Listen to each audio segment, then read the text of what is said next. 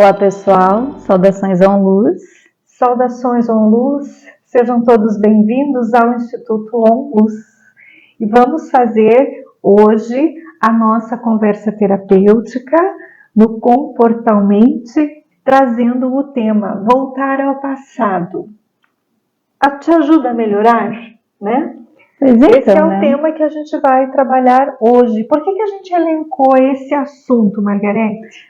Justamente, né, Mari, porque muitas pessoas elas acabam tendo um certo receio de olhar para as suas feridas, né, olhar para as situações do passado que desencadearam, então, muitas perturbações de ordem física, mental, emocional, comportamental em todos os seus ambientes, com todos os seus vínculos.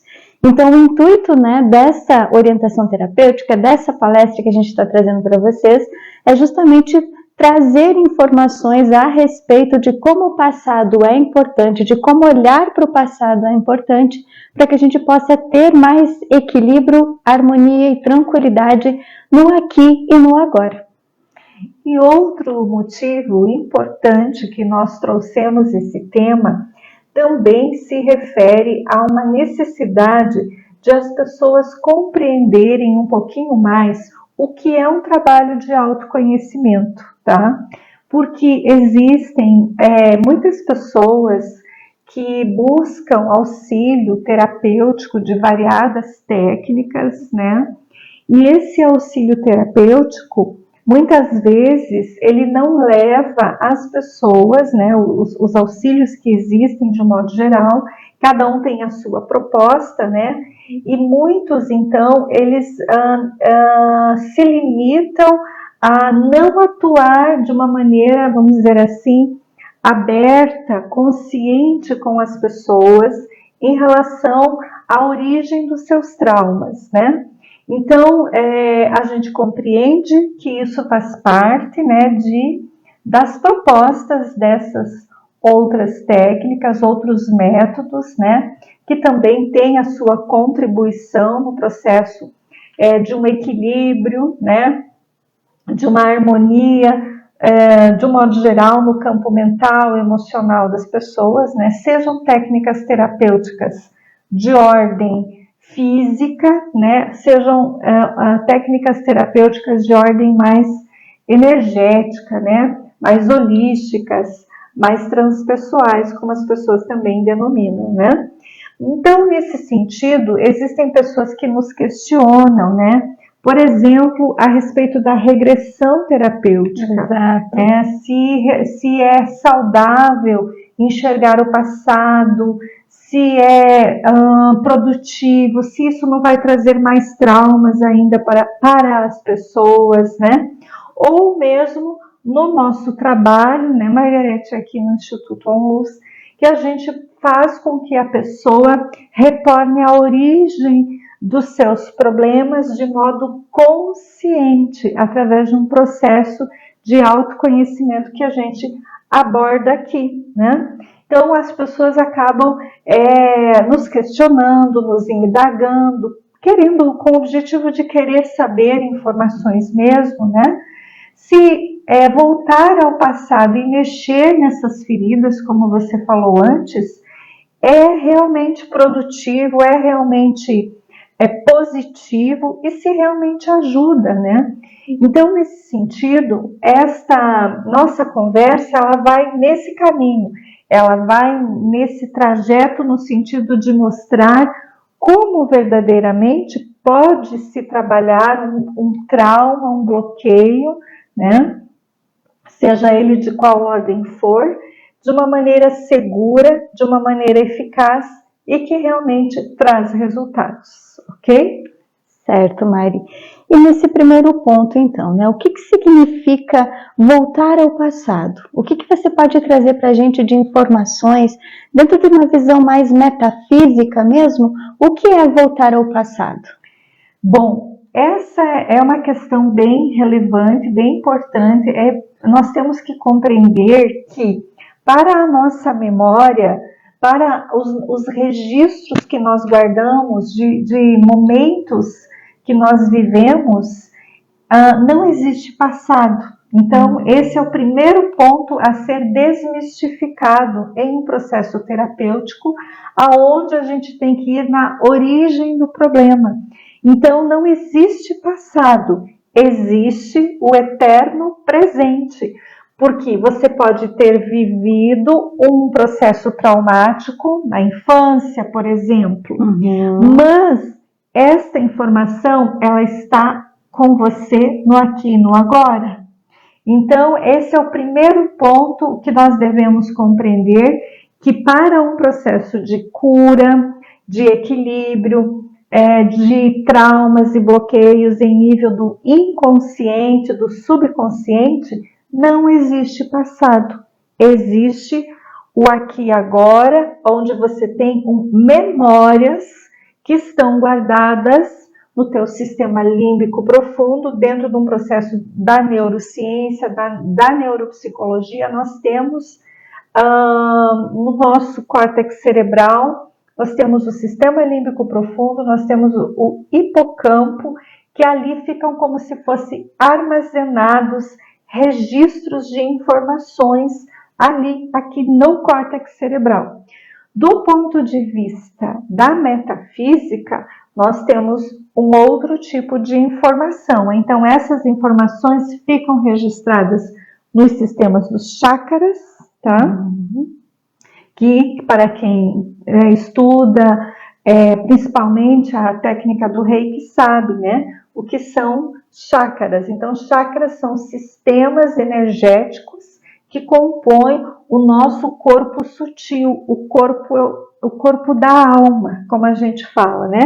Então, para tratar um processo traumático, dentro da visão da metafísica, de um autoconhecimento mais holístico, precisa se adentrar também nas informações que estão registradas nos chakras.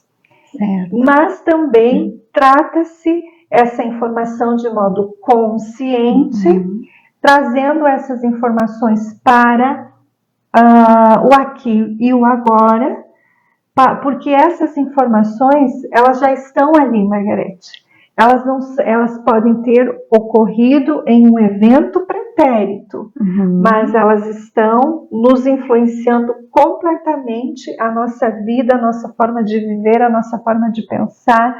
Tudo ao nosso redor gira em torno dessas memórias. Certo. Então, aquela informação, digamos assim, aquela situação que muitas pessoas elas querem olhar para o passado para apenas descobrir o que elas foram. Tem validade esse processo de voltar para saber quem eu fui no passado? Como é que acontece isso, né? Não, isso aí é uma especulação, tá? Isso é uma especulação, isso aí não tem validade nenhuma terapêutica e a pessoa corre um sério risco de se enganar. Se iludir ainda mais, né? Se iludir ainda mais, né? Para quem busca fazer, por exemplo, processos de regressão, para saber quem eu fui numa outra vida, por exemplo. Acontece bastante isso, né? Isso. E, olha, a pessoa vai se decepcionar muito, né? Porque ela dificilmente vai acessar uma informação verdadeira ali, tá? Ela vai acessar memórias que a gente chama holográficas, que são memórias que foram registradas no inconsciente dela, no inconsciente de alma, a partir de um processo de manipulação espiritual, tá? Certo. Que existe muito isso, tá, gente? Existem muitas informações que também são colocadas no campo emocional, no campo mental, no campo dos chakras, que são realmente informações falsas, elas não demonstram a real situação da pessoa. Um processo de voltar ao passado, ele deve ser feito de uma maneira muito cuidadosa, tá? Tem que ser trabalhado todo um ancoramento, tem que ser trabalhado toda uma preparação da pessoa, de limpeza, principalmente de medos. Certo. Porque o que mais bloqueia um trabalho de autocura e de autoconhecimento é o medo. É o acúmulo de medo que a pessoa tem de saber a verdade, de saber o que realmente, qual é a origem do porquê que eu tenho determinados processos traumáticos na minha vida. Certo, então aquele momento traumático, digamos assim, que a pessoa vivenciou numa vida pretérita, por exemplo, ou que ela carrega então da sua ancestralidade. Isso, ou quando criança, ou memória intrauterina, muitas vezes. Isso. Então essa situação pode ter gerado um medo tão profundo nela que ela acaba bloqueando aquela informação no seu inconsciente e tem medo então de acessar e reviver mais uma vez aquela situação. Exatamente, e existem pessoas que levam, olha, as experiências que eu tenho, né, nós temos aqui também de trabalho, é assim, ó, no mínimo de 12 a 24 meses de terapia semanal ou no mínimo quinzenal para poder fazer limpezas de memórias de medos, né? Porque o medo, ele distorce a verdade, né? Ele pode trazer muitas informações erradas, então ali para o momento da terapia. Além de bloquear um processo de autocura, né? Então, leva-se no mínimo de 24 meses para um preparo da pessoa. Preparo energético, emocional dela, mental, para ela poder acessar, para a gente poder tocar no assunto com ela de algo complexo, né? Muitas vezes a pessoa chega num processo de atendimento ali nas primeiras sessões, a gente já identifica, a gente já percebe a origem dos processos traumáticos que ela tem, mas a gente percebe que a pessoa não está pronta para lidar com aquilo, né? Então a gente não pode forçar isso. Induzir a uma regressão, né? Não nem induzir e nem tocar no assunto conscientemente, forçando a pessoa a querer falar sobre aquilo, né? Fazendo com que ela encare, né? Olhe de frente aquela situação, mesmo que aquilo ela não está se sentindo segura, então não se pode forçar. Agora, se trabalha outros pontos, né? Se trabalha outros tipos de informações, né? Então a gente deixa, quando a pessoa chega num processo da socioterapia, de uma terapia de autoconhecimento, de uma terapia de uma expansão de consciência, então a gente vai trabalhando a partir das demandas que ela vem apresentando. Então, às vezes, ela tem sentimentos, tem sensações, né? Porque como é que a gente acessa uma memória? Como é que a gente acessa, né? Como é que a gente trabalha a origem de um trauma, mesmo sabendo que a pessoa ela não está pronta para poder lidar com aquilo ali? A gente trabalha a partir das emoções, a partir dos sentimentos, a partir das sensações que ela vai trazendo. Então, ela chega, um dia ela chega triste, outro dia ela pode chegar assim nervosa, agitada, ela pode chegar, ela pode ter tido sonhos, e nesses sonhos ter acessado a certas informações, né? E ela traz essas informações dentro de uma visão que a gente chama da alma, porque a alma ela se comunica de uma maneira muito especial conosco. Então muitas pessoas chegam até nós, né? E elas trabalham, elas trazem sonhos que eles trazem muitas respostas. Eu particularmente tenho várias pessoas que têm isso. E então os sonhos eles representam uma conexão da pessoa com a sua alma, e nesse sonho a pessoa vai trazendo essas orientações, o que a alma está falando, e a gente consegue fazer uma boa reflexão, um bom encaminhamento e um bom direcionamento para a pessoa começar a olhar para aquela situação de uma maneira mais tranquila. Não de uma maneira não assim temerosa, né, como algumas pessoas realmente têm bastante receio. Então é muito comum as memórias traumáticas elas serem acionadas a partir então de sonhos, a partir de um evento externo. A pessoa, por exemplo, tinha que subir uma escada e aí ficou com medo da altura. A pessoa tinha que atravessar, de repente, assim, uma ponte. Eu me lembro de muitas pessoas, um tempão atrás eu atendia pessoas que tinham, só de passar com o carro sobre uma ponte, elas morriam de medo, né, de cair naquela água, de se afogar, essas coisas assim, sabe? Então ali é um indício de que existem memórias que ela passou por aquela situação. Ela passou isso, questões ligadas à água, pode ter, sim, tem questões muito profundas. A água também está muito relacionada a sentimentos, a emoções, né? Então nem tudo, às vezes a água, nossa, eu tenho medo de água. Às vezes não é a água em si, física, mas o corpo emocional dela. Mas é o corpo emocional dela que está precisando ser purificado, olhado, as emoções, os choros, aquilo que a pessoa não chorou, aquilo que ela viveu principalmente de abandonos, de maus tratos, de violência física, psicológica e entre outras questões também, né? Certo. Então, todas essas situações, por exemplo, que a pessoa vive hoje, no seu presente momento, sejam de conflitos, desentendimentos, sejam de frustrações ou de alguns impedimentos que acabam acontecendo na vida da pessoa, significa que é uma repetição de um padrão do passado? É assim, o que nós temos que compreender?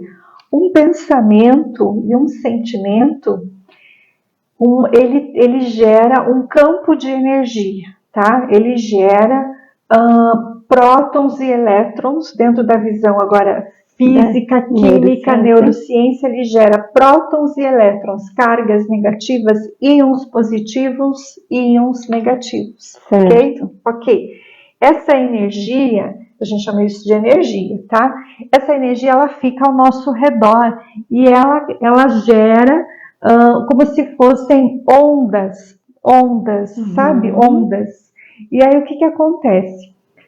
Quando, por exemplo, uma pessoa ela possui um trauma que ela, sei lá, quando criança, o pai houve um processo assim difícil de separação na família, né, no casamento, e a criança se sentiu abandonada, ou pela mãe, ou pelo pai, alguma coisa nesse sentido, né? Inclusive até culpada pela separação dos pais. Ou às vezes até culpada, exatamente.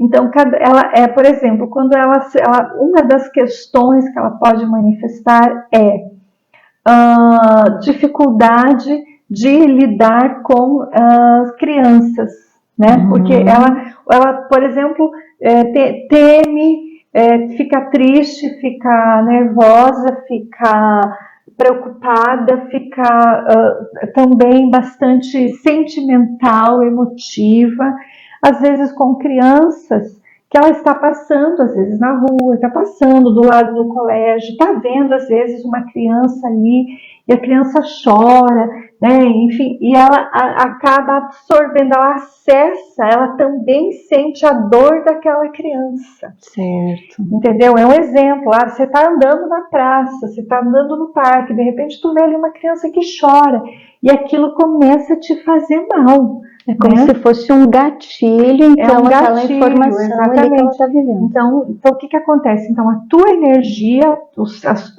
as memórias que você guarda, que elas estão tanto como a gente falou, no hipocampo e também no sistema límbico, e também estão nos chakras, e dos chakras elas se manifestam então a partir de um campo eletromagnético. Então, quando você está próximo de uma situação que lembra, que ativa, como você bem falou, um gatilho, então você tende a manifestar aquele trauma também. Né? Então você também tende a sentir aquela dor, muitas vezes, que a outra pessoa está sentindo. Tá? Então, sim, de um modo geral, o que a gente vive no presente são memórias que a gente já vem trazendo de muitas experiências, né? E podem ser também, como a gente sempre fala, experiências pretéritas, experiências intrauterinas, experiências de ancestralidade e experiências da nossa própria vida, desde pequeno, quando bebê, quando criança em casa, quando criança na escola e assim por diante. Tá? E como que todas essas situações, então, Mari, podem ser trabalhadas? Bom, primeiramente, quando a pessoa chega num trabalho voltado mais para essa parte da socioterapia ou de uma psicoterapia dentro de uma visão energética, quântica, espiritual, né? Cada um vai nos dando abertura para a gente poder aprofundar um ou outro ponto. Então, primeiro ponto. Primeiro a pessoa vem para a sessão e ela relata para nós sentimentos, pensamentos, emoções, dificuldades, medos, enfim, as dificuldades que ela está vivenciando, né? Então, nós procuramos abordar de 4 aspectos. Primeiro aspecto é o passado, quando ela tende, né, a lembrar do passado. Porque era assim, porque eu vivia assim, porque a minha mãe falou assim, porque quando eu era pequeno meu pai fez isso, porque eu também, quando eu casei, assim, aconteceu assim. Então, quando a pessoa ela traz coisas do passado, percebam? Então, não existe passado. O evento aconteceu há 10 anos, há 1 ano, há 5 anos, mas ela está trazendo ele no aqui, no agora. Então, quando a pessoa ela traz esses eventos do passado, então a gente procura trabalhar a ressignificação desse passado, a compreensão do porquê que as pessoas agem dessa maneira, fazer um entendimento do comportamento do outro, para que ela consiga também ter a compreensão, para que ela consiga ter a pacificação e trabalhar muito a energia do perdão. Que é muito importante. Né? Claro, por quê? Porque ela precisa, normalmente quando a pessoa ela traz muitas coisas do passado que ela viveu, ela está também num processo de vitimização, né? Então ela só fica culpando a outra pessoa, ela só fica, né, num processo de sofrimento, de autoflagelação. E às vezes ela não compreende que ela também colaborou em algum nível para que aquele problema que aquela pessoa lá, aquele esposo, aquela mãe, aquele irmão, aquele, né, causou na vida dela, em algum ponto a gente faz uma reflexão para verificar até que ponto ela também não contribuiu para que aquilo acontecesse. E ressignificar, olhar para essas pessoas como pessoas que elas também têm suas dores, elas também têm seus traumas, elas também têm suas dificuldades, e nós temos que trabalhar bastante a compaixão, né? O entendimento, a compaixão, tanto em mim como no outro. O outro ponto que a gente trabalha é quando a gente fica no presente. Então, aí ressignificou o passado, compreendeu o passado, e no aqui e no agora, né? O que você pode fazer para melhorar o teu cotidiano? Quais são as tuas potencialidades? Quais são as tuas habilidades? O que você pode fazer de melhor por você? O que você tem que melhorar em você, no aqui e no agora? Que passos que você tem que refazer na tua vida, no aqui e no agora? Às vezes a pessoa tem que voltar a estudar, às vezes a pessoa tem que mudar hábitos de alimentação, às vezes ela tem que mudar hábitos sociais, né? Ela tem que, a gente traz ela para ela compreender que ela também tem certas mudanças práticas no aqui e no agora que ela tem que fazer, né? Ela tem que deixar às vezes de fazer certas coisas, né? Tem que revisar a vida dela, porque às vezes a pessoa ela está num ritmo de vida tão acomodado que ela nem percebe que ela já está há anos repetindo a mesma coisa, repetindo a mesma programação, né? Por exemplo, eu acompanho uma pessoa que ela trabalha no período das 7 da manhã até as 13 horas da tarde, e no período da tarde ela é ocioso. É isso. E ela ali, né, ela falando das dificuldades que ela, financeiras e tal, e ela, né, e ela ainda estava pensando, já contando o tempo, dentro de 5 anos ela se aposenta. E ela ali, né, pensando que então ela ia se aposentar, mas ela também tem as dificuldades financeiras e tal, tal, tal. E aí eu fiz uma reflexão com ela, tá, mas o que é que você faz à tarde? Nada. Como assim nada? Você não estuda? Você nunca estudou? Você não... Ela fez a graduação, terminou a graduação e ela nunca mais buscou nada. Passou num concurso público, executa esse trabalho diligentemente, né, com dedicação, mas ela parou no tempo. Então percebe, né? A pessoa, ressignificar o passado, ela achava que a vida era aquilo lá e que ia terminar daquele jeito, percebe? Né? Ela vivia num contexto social, num contexto de relacionamento conjugal, familiar, que a vida era aquilo ali. Então teve que ressignificar. E no momento presente, ela vai ter que refazer a vida. Ela vai ter que então, voltar a estudar, ela vai ter que fazer, né? Repensar uma outra estratégia de produtividade focada, porque ela é uma mulher produtiva, é uma mulher jovem ainda e produtiva. Então tem que ressignificar também o momento presente. Outro ponto que se trabalha no sentido de liberação de memórias traumáticas é em relação às pessoas refletirem o quanto elas estão preocupadas em relação a o que os outros pensam de mim, tá?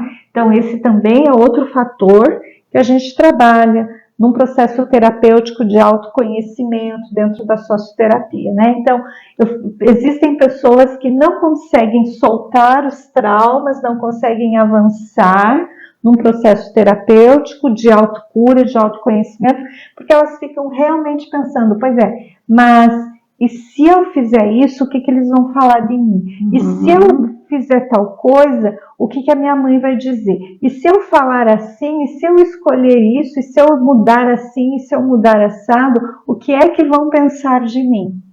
Existe muita gente ainda muito presa a esse tipo de padrão de comportamento. E isso é muito nocivo, porque ela fica sempre... aí a gente entra no outro ponto, ela fica preocupada com o que os outros pensam dela, porque ela não atinge a expectativa do que os outros querem. Então essa pessoa ela sempre vai ser uma pessoa frustrada. Ela vai querer sempre agradar o outro, mas não vai agradar assim, né? Aí ela entra, exato, aí ela entra naquele assunto assim, tipo, eu sempre tenho que fazer o melhor pelos outros. E o melhor para você, tu vai fazer quando? Entendeu? Então também tem isso, é desafiador, né? Porque realmente a gente tem muitos padrões de conduta, muitas normas, muitas regras sociais, regras familiares, né? Que as pessoas sempre estão querendo agradar o ambiente, né? Familiar, conjugal, social, profissional. Não, nós temos que conviver respeituosamente, né? Mas nós não podemos também sofrer, né? Porque quando a gente tenta agradar outras pessoas, a gente entra num processo de sofrimento, né? E aí esse sofrimento deixa a pessoa depressiva, deixa a pessoa frustrada, deixa a pessoa com baixa autoestima e já entra toda aquela parte de se sentir incapaz, de se sentir inseguro, de não achar que não consegue fazer as coisas e realmente ela não vai conseguir fazer se ela vai querer sempre ficar pensando em agradar outra pessoa. Né? E pode desenvolver, inclusive, algumas outras patologias psíquicas um pouco mais severas, como a síndrome do pânico, por exemplo. Né? Pode desenvolver depressão, síndrome do pânico, pode desenvolver ansiedade, né? Várias situações aí de ordem emocional, espiritual, psicoenergética também, né? A pessoa pode vir a atrair, né? um campo de energia negativo de outras pessoas, então os pensamentos de outras pessoas. Ela pode ser uma pessoa influenciável, né? Ou seja, ela não tem a postura própria. Então, se alguém diz assim para ela, não, você tem que fazer isso, ela vai lá e faz. Baixa a cabeça e... não, mas você deveria fazer assim porque assim é melhor. Ela vai lá e faz. Mesmo no íntimo dela, ela tendo a certeza de que de uma outra forma seria o melhor, mas ela acaba se submetendo àquela condição ali. É uma marionete, né? É uma marionete muitas vezes nas mãos do marido, do filho, da mãe, do irmão, do colega de trabalho. Uma marionete muitas vezes dela mesma. A própria consciência dela apegada ao passado, apegada a querer agradar os outros e apegada aos medos e aos preconceitos muitas vezes dela mesma do que os outros vão pensar dela, né? Então isso a gente trata dentro de um processo da socioterapia de autoconhecimento. Já dentro de um processo de uma metafísica, ali a gente aí entra com as terapias complementares, através da aplicação do Reiki, luz, que vai trabalhar na origem dessas memórias em um nível do inconsciente. E, em alguns casos, então, pode-se aplicar o processo terapêutico da regressão consciente, né? Mas isso realmente é somente conduzido depois de um bom período de preparo, que a pessoa ela já está, né, segura, ela está amadurecida mentalmente para poder acessar aquela informação para uma cura, para um equilíbrio, para uma expansão daquela consciência e para ela ter uma grande compreensão da origem do porquê que ela age da maneira A ou da maneira B. Que aí cada caso é um caso mesmo, né? E falando nisso, cada caso é um caso. Já aconteceram algumas situações de pessoas chegarem para a sessão de socioterapia e elas estarem naquele momento liberando aquelas memórias. Isso acontece, sim, já aconteceu, sim, de pessoas chegarem na sessão terapêutica regredidas, como a gente fala. Tá? Como é que isso acontece? Elas estão há pelo menos de 3 a 5 dias com sintomas físicos, dores no peito, dores de cabeça, mal-estar, dores generalizadas pelo corpo, sensação de choro, sensação de angústia, né? Pensamentos, ideias que vêm na mente dela, imagens que chegam na mente dela e às vezes ela não sabe, ela fica achando, nossa, mas da onde que tá vindo isso? Eu tô criando isso na minha mente, nossa, da onde que é isso, né? Que dentro da psiquiatria, da psicologia, eles vão chamar de alucinações, né? Então não é bem assim, ela já está ali com o seu campo mental, com o seu campo emocional, com os seus níveis, os seus corpos sutis, os seus chakras, né? Existem pessoas que têm um nível de alma já mais expandido. Então essas pessoas, elas muitas vezes, elas já acessam essas memórias, acessam essas informações do seu inconsciente. Quando isso acontece, né, isso são sinais bem pertinentes de uma necessidade de uma regressão. Já aconteceu, quando a pessoa chegou assim, eu não fiz nenhum tipo de abordagem, nada com ela, eu apenas coloquei ela ali na poltrona e conduzi o processo de liberação dessa memória ali. E pronto, porque ela vai acontecendo, inclusive, de uma forma muito natural, né? Muito natural, exatamente. Ela vai deitar ali, ela vai relaxar e eu vou conduzindo para ela acessar de modo mais seguro ao registro que ela tem dentro do seu inconsciente, dentro do seu registro de alma. Esse é o processo mais correto e mais verdadeiro de um trabalho de autoconhecimento, porque ela vai saber por que ela está vivendo essa situação, que pessoas que estão envolvidas, como se ela estivesse acessando vamos dizer, há uma informação muito que só ela vai conseguir compreender, só ela vai conseguir assimilar aquilo, vai trazer muitas respostas e também ela vai compreender, inclusive, com mais clareza, a índole das pessoas com as quais ela está lidando.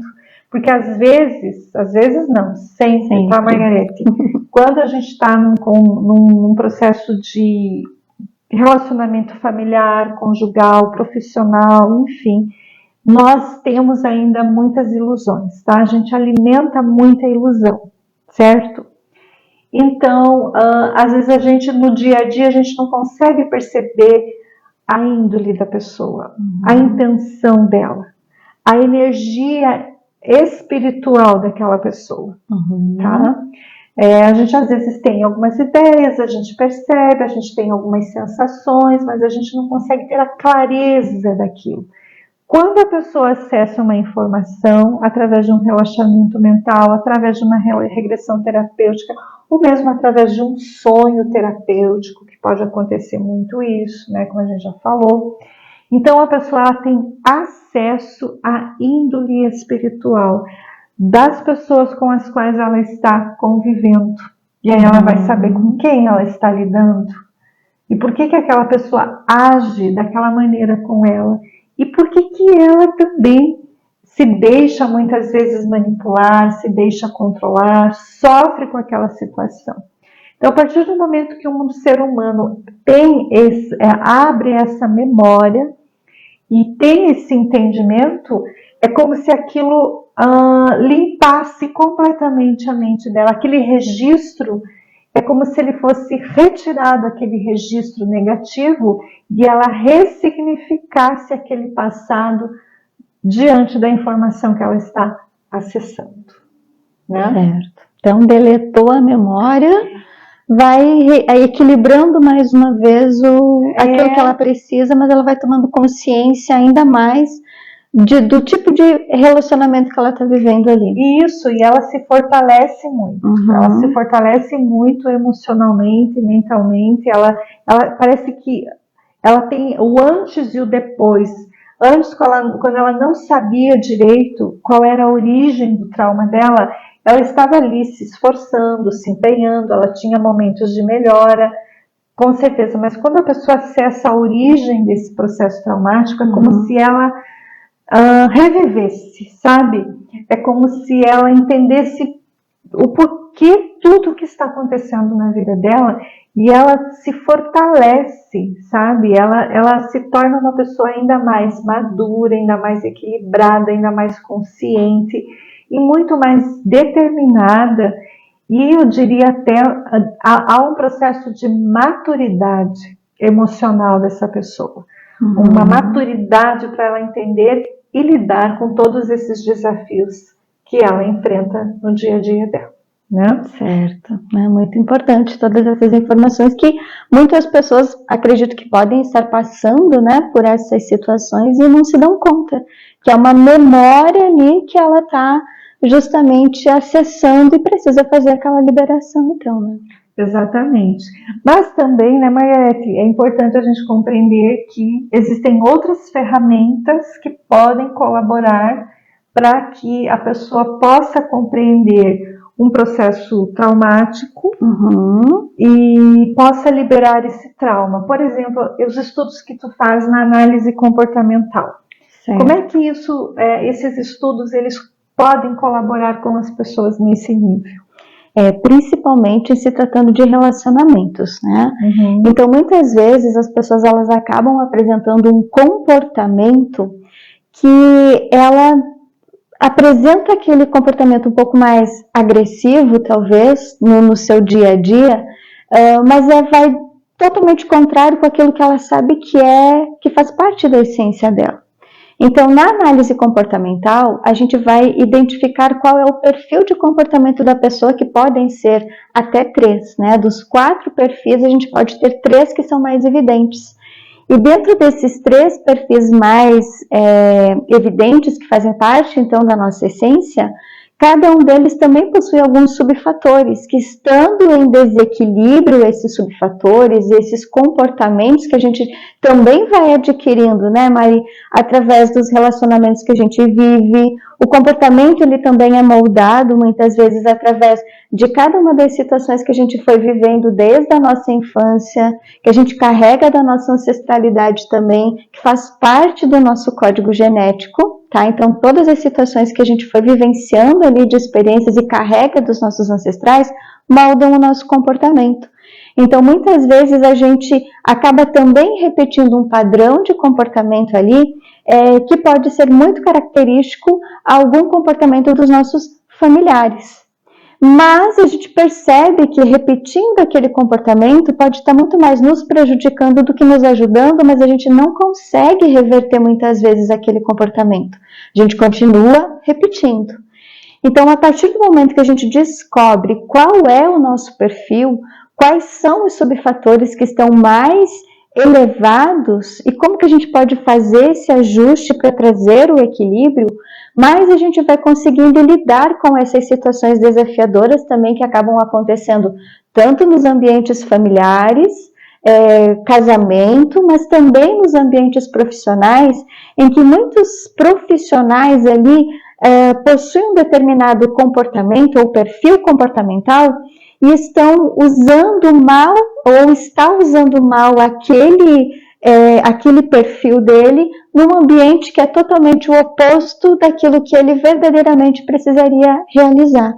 Né? É o que eu observo. Então, por exemplo, certos ambientes profissionais não conseguem produzir adequadamente, não conseguem ter um bom resultado no trabalho em equipe por conta de processos comportamentais dos seus próprios membros da equipe. Exatamente. A pessoa não sabe que ela tem um perfil comportamental. Ela não se dá conta disso. Por exemplo, uma pessoa que tem um perfil comportamental influente, né? É aquela pessoa que é a brincalhona, digamos assim, né? Aquela pessoa que chega no ambiente e anima, né? Que gosta de socializar, que utiliza muito das suas palavras para fazer uma negociação, por exemplo, vendas, né? Uma pessoa para trabalhar com vendas precisa ter um perfil influente, porque ele vai conseguir, através das suas palavras, convencer outras pessoas a comprarem o seu produto. Né? Mas essa pessoa que tem um perfil influente, muitas vezes, ela é colocada para trabalhar na administração da empresa, para trabalhar com cálculos. Né? Ela vai conseguir produzir?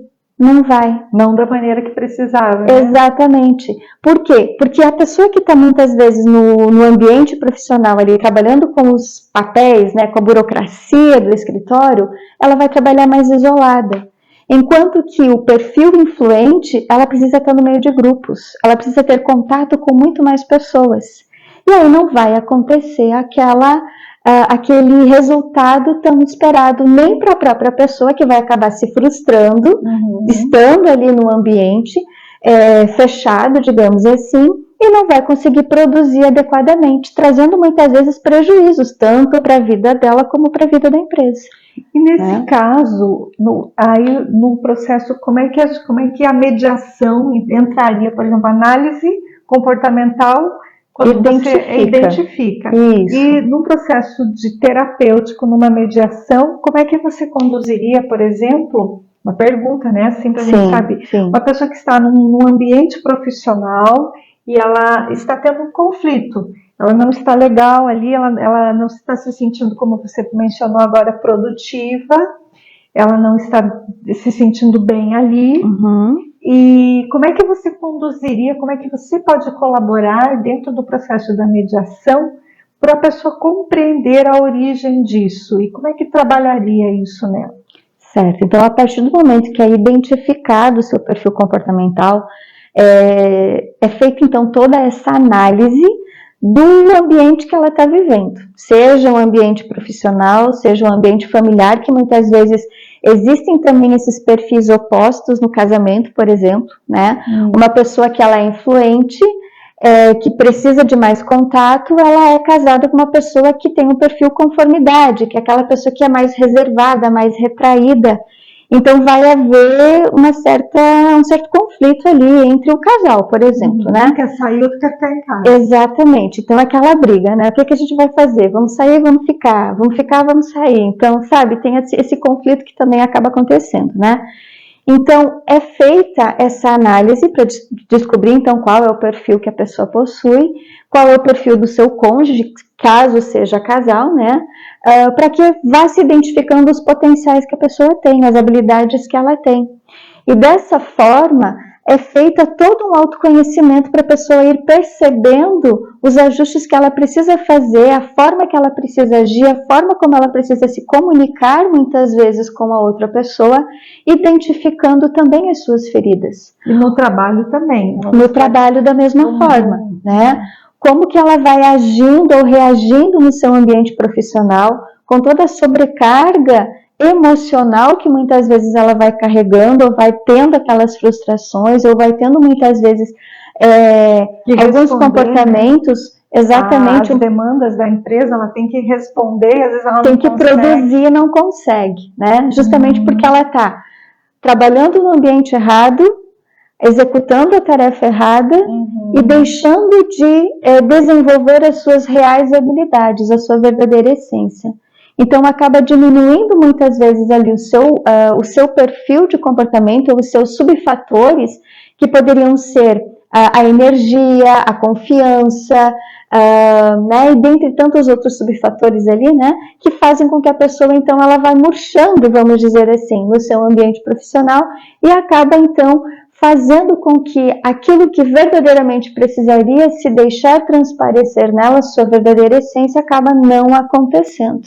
Daí muitas vezes a pessoa então acaba perdendo o emprego, acaba acontecendo muitas vezes a separação do casal também, né? Porque acaba tendo uma incompatibilidade ali entre os dois, porque muitas vezes acaba não acontecendo o diálogo. Então muitas vezes, tanto no relacionamento conjugal como no relacionamento profissional, acaba preferindo dispensar ou rescindir o contrato profissional ou encerrar o vínculo matrimonial, justamente porque as pessoas elas não conseguem conversar. Então, a mediação terapêutica ela vai ajudar nesse diálogo, primeiramente consigo mesmo, para que a pessoa ela possa se conhecer mais, né? Para que ela possa conhecer as suas feridas, conhecer as suas mágoas, conhecer tudo aquilo que ela está trazendo de situações desafiadoras para a sua vida e para a vida do casal ou para a vida profissional também, para que ela possa começar a ter a energia suficiente, a confiança suficiente para poder chegar, né, no relacionamento ou na empresa e conversar. A expor, né, para o seu cônjuge ou para o seu superior, né, dentro da empresa, os motivos pelos quais elas muitas vezes estavam agindo de determinada forma. Né? Então, a mediação ela pode ser feita de uma forma individual, né? No caso do funcionário que está ali passando por aquela situação desafiadora e precisa descobrir o porquê que está acontecendo aquela situação mais difícil no seu ambiente profissional, como também no casal. A mediação ela pode também atuar com os casais para que possa ocorrer esse diálogo, então, mais uma vez, em que cada um vai descobrir as suas feridas e poder trazer essas feridas à tona para que em sessões individuais, né, cada um depois vai conseguindo restabelecer a comunicação. Mas tem que ter a vontade de ambas as pessoas. Tem que ter, por exemplo, a vontade no ambiente profissional daquele líder, daquele gestor, daquele proprietário, né, daquela empresa. Exato. Do casal, ambos têm que estar abertos para isso. Exatamente, né? Por isso que para as empresas, né, Mari, o importante é trabalhar a gestão de conflitos. A empresa ela precisa descobrir também, não somente através de palestras que muitas empresas fazem, né, treinamentos corporativos em que fazem muitas dinâmicas de grupo, mas não tratam o real motivo do conflito. Então, muitas vezes, as empresas elas acabam fazendo jantares e festas para trazer uma certa descontração para o funcionário. Que também né? É importante, mas, né? Só que a gente percebe que não traz muitos resultados. Ele vai ter ali um momento de descontração, um momento de uma de uma diversão entre os funcionários, uma cooperação no momento ali das dinâmicas, enfim. Porém, daqui 2, 3 meses, aquele conflito que ficou escondido lá, né, naquela dinâmica, naquela festa, muitas vezes que foi sendo feito, é como se tapasse o sol com a peneira e daqui a pouco começa mais uma vez o conflito a aparecer, porque não foi trabalhado a origem do conflito. Né? E esse tema, né, as questões comportamentais nos ambientes corporativos é assunto do mês de agosto. Comportamento, Maria já está puxando ali. Dando spoiler, gente, para vocês. Já dando um encaminhamentozinho aqui, um pontinho aqui para que a gente saiba, né? Já dando uma dicasinha no mês que vem, né? E Margarete, mas também existem algumas pessoas que nesse processo terapêutico, tanto na socioterapia, que eu acabo sempre sugerindo para as pessoas que fazem acompanhamento comigo, fazerem o acompanhamento de homeopatia, Sim. porque também auxilia, né, muito fisiologicamente Exatamente. também, né? Como é que, por exemplo, uma homeopatia ela pode trabalhar um comportamento de apego ao passado? Por exemplo, a pessoa está sempre apegada ao passado, ela não avança no presente, ela sempre volta a lembrar daquele fato, daquela pessoa, daquela situação e não consegue chegar, não consegue estar no agora e avançar no seu momento presente. Então, a partir do momento que a pessoa ela vem para a avaliação homeopática, é feita todo um questionário com ela, todo um levantamento de informações de todos os sintomas que ela vem apresentando, tá? Muitas vezes as pessoas elas já chegam com um diagnóstico médico, né? Por exemplo, pessoa que tem uma ansiedade, pessoa que tem um transtorno obsessivo-compulsivo, uma depressão e tantas outras questões, né, voltadas para essa condição mais emocional, mais psíquica mesmo, tá, que acaba desenvolvendo muitos outros transtornos também, né, muitas outras síndromes voltadas para a questão psíquica. Então a pessoa ela já vem com aquele diagnóstico pronto, tá? Mas dentro desse diagnóstico existem alguns outros sintomas que não são diagnosticados pela medicina tradicional, né? E a partir da análise da homeopatia, em que aqueles sintomas que são primordiais para o desenvolvimento daquela patologia é que são observados na homeopatia para que ocorra, então, a observação, né, ou a recomendação, melhor dizendo, da melhor fórmula homeopática que vai tratar daquele sintoma. Né? Por exemplo, pessoas que têm depressão, muitas vezes, algumas acabam não tendo insônia, digamos assim, né? Acabam ficando tão preocupadas com determinadas situações que acabam acontecendo na sua vida que não conseguem dormir. Já outras acabam tendo muito sono, né? Pessoas que sentem um esgotamento, que sentem uma fadiga, que sentem um cansaço extremo e acabam tendo essa condição do sono mais elevada. Então, é o mesmo caso, depressão, mas existem sintomas que cada uma vai apresentar de forma diferente. Então, para a depressão, por exemplo, a medicina alopática ela vai tratar com medicamento X. Dentro da neurociência existe a produção insuficiente da serotonina, por exemplo, ou da dopamina, né, que são 2 neurotransmissores que o organismo ele não produz. Né? Então a pessoa vai para uma avaliação psiquiátrica e lá ele começa a tomar esse medicamento, né? E aí tem uma produção, mas a pessoa não vai na origem do problema para tratar aquilo, para ela não precisar mais ficar usando o medicamento, né? Exatamente. E a homeopatia ela já vai atuar na origem, né? Exatamente. Na origem química, fisiológica da célula, é isso? Exatamente.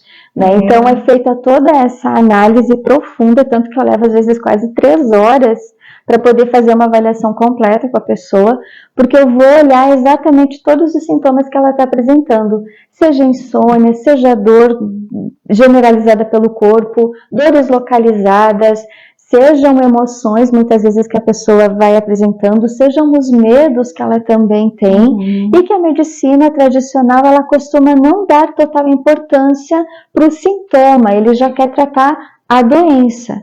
E a homeopatia não, ela vai tratar o sintoma, que é aquilo que vem desencadeando todo o desconforto, então, na pessoa, né? Então, a partir do momento em que ocorre essa avaliação dos sintomas, tá?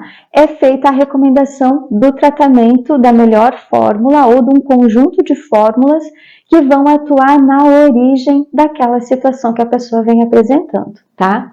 Mas é muito importante, Mari, também a gente salientar que para qualquer tratamento que a pessoa venha fazer, seja na socioterapia, seja no reiki, seja na análise comportamental, seja na mediação, seja na homeopatia, é importante que a pessoa mude hábitos. Fundamental. Né?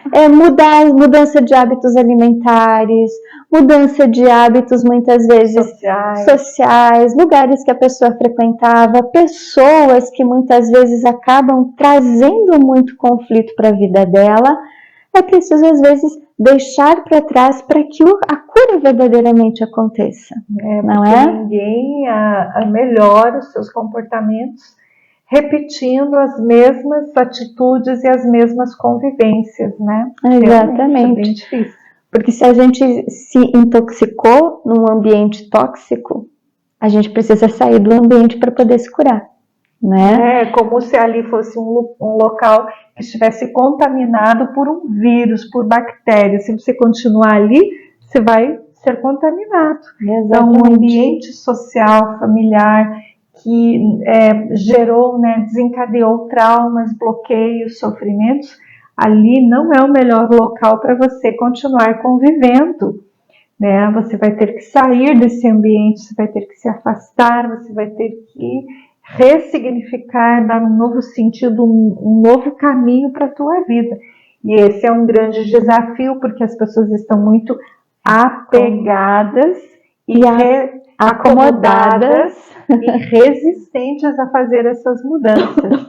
Então, por isso que leva-se às vezes 2, 3, 4 anos, muitas vezes, num processo de uma terapia de autoconhecimento para a pessoa dar um passo. Exato. Dar um passo e sair daquele buraco que ela está, daquela lama que ela se encontra, né? Que às vezes é a empresa, às vezes é família, às vezes é casamento, enfim, é bastante desafiador isso, por isso que tem que ter muita calma, muito discernimento, não se precipitar em absolutamente nada.